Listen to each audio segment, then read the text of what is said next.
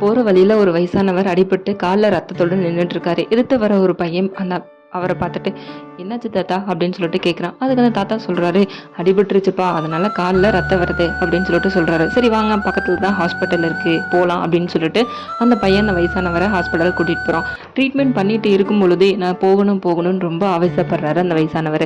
அதுக்கு அந்த பையன் கேட்குறான், "இவ்வளோ வேகமா அவசரப்பட்டு நீங்க எங்க போறீங்க?" அப்படின்னு சொல்லிட்டு கேட்குறான். அதுக்கு அந்த வயசானவர் சொல்றாரு, "என் மனைவி சில வருடங்களாகவே மனநல பாதிக்கப்பட்டு இருக்கா. அவளுக்கு சாப்பாடு எடுத்து போகும்போது தான் இந்த மாதிரி ஆயிப்போச்சுப்பா. நான் போய் சீக்கிரம் கொடுக்கணும். இப்போ நான் போனாலே என்னை யாருன்னு தான் அவ கேட்பா" அப்படின்னு சொல்லிட்டு அவர் சொல்றாரு. "நீங்கள் எப்படி போனாலுமே நீங்கள் யாருன்னு தானே கேட்க போறாங்க. இன்னும் கொஞ்சம் லேட்டாக போனால் தெரியவா போகுது" அப்படின்னு சொல்லிட்டு அந்த பையன் சொல்றான். "நான் யாருங்கிறது அவளுக்கு தெரியாது, ஆனால் அவ யாருங்கிறது எனக்கு தெரியும்லப்பா. எனக்கு தானே தெரியும் அவ யாருங்கிறது அவளோட பசியும்" அப்படின்னு சொல்லிட்டு சொல்றாரு. "என் உயிர் இருக்க வரைக்கும் அவளை நான் பத்திரமா பார்த்துப்பேன்" அப்படின்னு சொல்லிட்டு சொல்றாரு. கணவன் மனைவி உறவுங்கிறது இந்த மாதிரி தாங்க இருக்கணும்.